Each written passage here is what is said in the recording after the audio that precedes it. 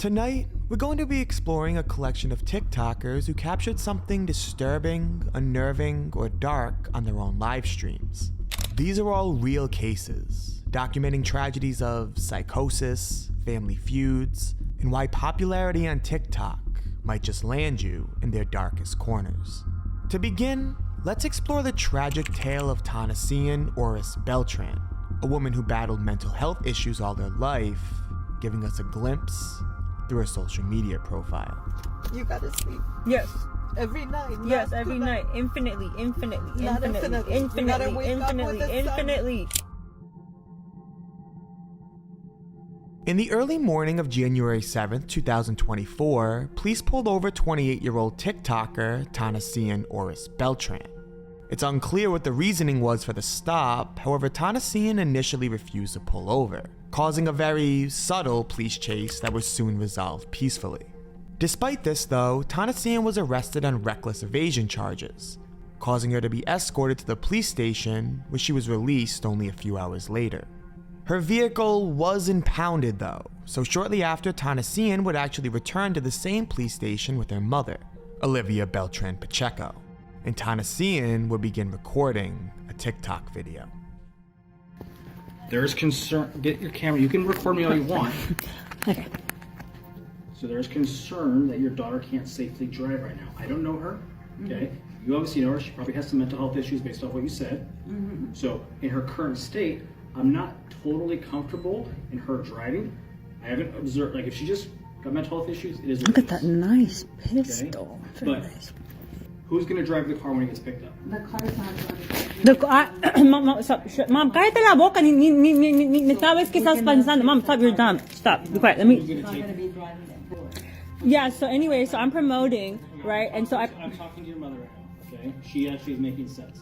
Right. Yes. Okay. It's gonna be stored. She's not gonna be driving. Why The not? car is not I got drivable. things to do. It is drivable. Just have someone randomly. Okay, hold on. Let me see this. So, I can So whoever would like to come to the party on Friday, who wants to invite on Friday, which is going to be lit, team. As Tonantzyn was recording, she was waving around a pocket knife in the middle of a police station. Apparently, the police officer didn't even realize, which isn't the most comforting situational awareness to have as a protector of the people, but I digress. It's incredibly evident that Tonantzyn had serious mental health issues. However, taking a look at her TikTok account, this shouldn't come as a surprise. I feel like if someone like sat with me and like had an actual conversation with me, like I would be much better at explaining like where my trains of thoughts are going, like trains, like various trains. Interestingly enough, there was actually an interview conducted of Tonantzyn by Alex for Hope, a journalist group looking to provide support for mental health. The article exclaims the following: I had a very difficult upbringing. There was homelessness, abuse, neglect, and foster care. I moved around a lot and was exposed to drugs and alcohol at an early age. Drugs gave me an escape, relief, false happiness. They were like a self-medicating bandage. They numbed me for a while and made me feel like everything was going to be okay. Being very anxious, I just wanted to feel safe. Between 15 and 25, there were periods of sobriety alternating with relapse. All those drugs seemed to help for a while, but eventually stopped making me feel good, instead making me feel worse about myself. I started experiencing mental health problems, but was in denial about my mental health diagnosis. I wouldn't take my medications as prescribed, and instead would continue to use. The article goes on to explain how Tonantzyn has decided to choose sobriety, looking to leave her troubled past behind and lead a life forward with healthy habits and positive outlooks. It's truly a shame to see her in this state. The urge to keep pushing forward towards a goal of a better life is, I'm sure, something many can sympathize with, which is why it's hard to put into words what happened shortly after her visit to the police station. That's a nice one. So who else wants to do that? That's a nice one. Yes. Okay. Well, I mean, the most guys just kind of. You know, you have a port come in. Great, another one. They just like what? I'm like, it's obvious. So, who's ready to catch them slipping today? Who's tiptoeing? Who's tiptoeing? Damn, who's got another pistol, man? I'm just waiting for them to just let me do it. I mean, that's nice. You have no clue what is waiting for you, buddy. No, okay, dime tu historia. No tengo historia, solamente que yo te estoy diciendo que si yo hubiera sabido que Benji Rodríguez te estaba lastimando a ti y a tu hermana, yo no hubiera estado ahí. Yo te escuché a ti cuando me dijiste y ya no regresamos con él. Siento mucho que las lastimó, Tonantzyn. Ya no te hagas daño, hija. Okay, mama. I'll help you. You want me to help you? Yes, I promise you will sleep tonight. You gotta sleep. Yes. Every night. Yes, every night. Infinitely. Not infinitely. You gotta wake up with the sun. Infinitely. I will. If only Tonantzyn's mother truly understood what she meant by this phrase. A shocking homicide in San Rafael. A daughter arrested for killing her own mother, and police say she live-streamed the whole thing on Facebook. NBC Bay Area Marianne. Shortly afterward, police arrived at Tonantzyn's home after receiving phone calls from neighbors, as they discovered her dripping with blood, holding a knife as she stood over her own mother's body. She had brutally stabbed Olivia Beltran multiple times, all while she live-streamed the entire murder for her friends and family to watch. The exact motive and reasoning for this murder is unclear, although from what we can see from previous clips in the day, as well as police analysis, it seems very likely that this murder stemmed from severe mental distress, something that had burdened Tonantzyn throughout most of her life. It's depressing to watch the final moments of Olivia, as you can tell she held immense love and support for her children. She desperately wanted her daughter to find peace in an otherwise cruel world. Although I don't even think she thought Tonantzyn was capable of harming her own mother. Tonantzyn Beltran was charged with the murder of Olivia Beltran Pacheco, initially pleading not guilty, although later changing her stance to pleading insanity, something I believe to be a more accurate assumption. A final verdict has yet to be decided.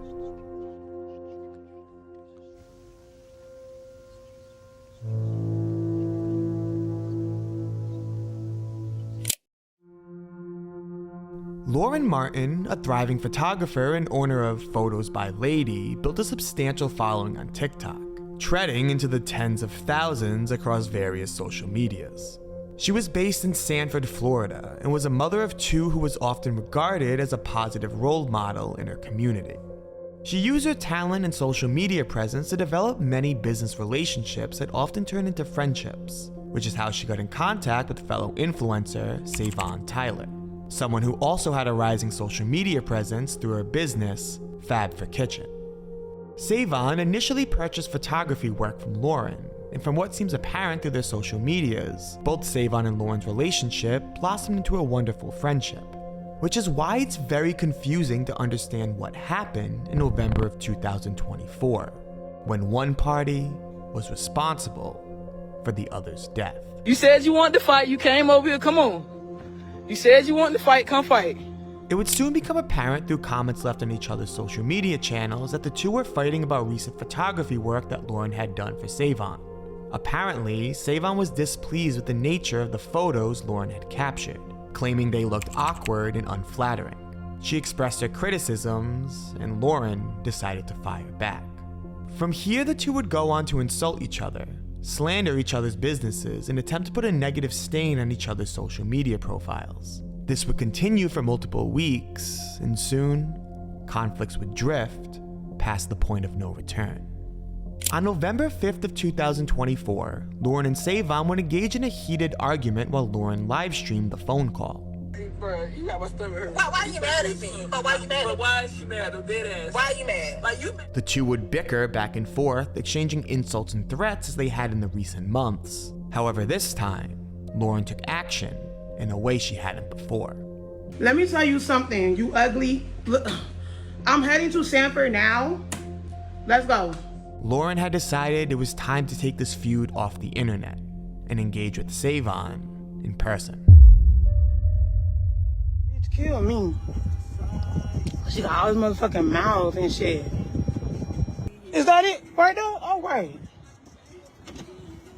I know that's motherfucking right. Look, she was waiting for us outside. Ain't no police coming, no none of that. She done brought her goofy all the way to this goddamn girl house, gonna get beat up.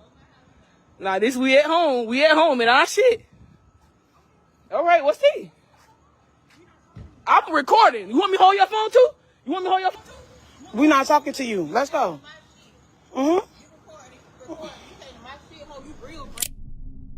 It was after this moment that multiple gunshots can be heard, as Savon began to open fire with a concealed weapon. Initially, they were intended to be warning shots, however one struck Lauren, causing her to bleed out on the pavement right outside Savon's house.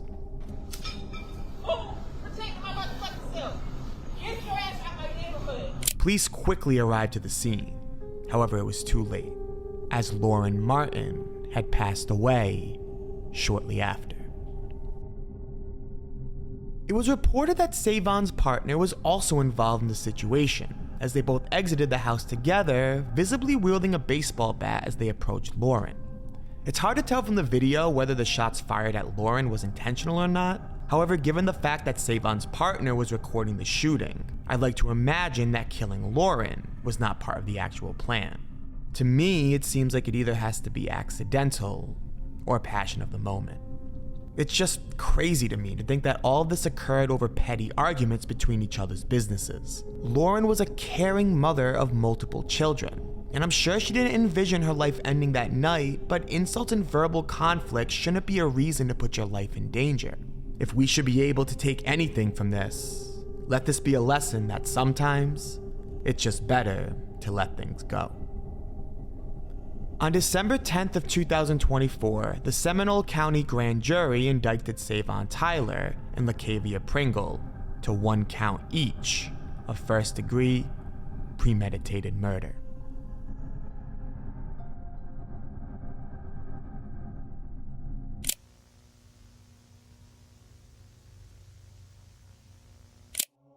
In July of 2022, Xavier Foga made his first appearance on TikTok under the alias Niah Gang. Here, he became famous for a variety of reasons, documenting his lifestyle in Jamaica, creating humorous skits and sketches, performing trending dances, and even giving his viewers inspirational takes on various life struggles. Don't scroll.